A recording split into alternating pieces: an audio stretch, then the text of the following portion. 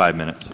Thank you, Mr. Chairman, and thank you to our witnesses for sharing your perspective here today.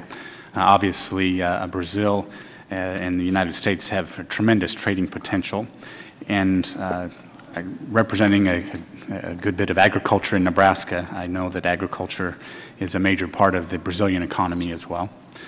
I do have some concerns, though. Take, for example, Brazil being the second largest producer and consumer of ethanol.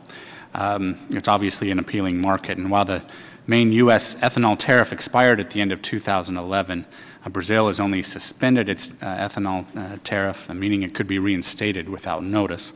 And also, I have concerns about beef trade in Brazil, keeping beef, U.S. beef, out of their country, even though the experts say that BSE is of negligible risk.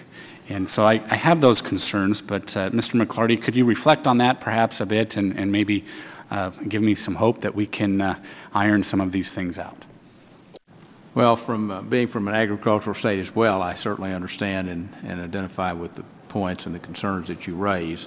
I think the real heart of your points are that it has to be the proverbial two-way street. If we're going to really raise this relationship to a more robust level and achieve the potential, the natural collaboration, the natural trade, we're going to have to reduce barriers on both sides, and we're going to have to make it easier for trade to flow between both countries as well as investment.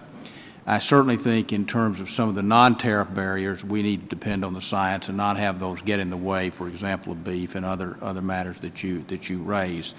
The ag issues are going to be the toughest, as they usually are, and you know that so well. But I am hopeful that because Brazil is become so much more of an outward-looking country in terms of their ability in terms of exports, that they will see the reciprocal nature of the essential move toward liberalizing their trade and opening their markets as well.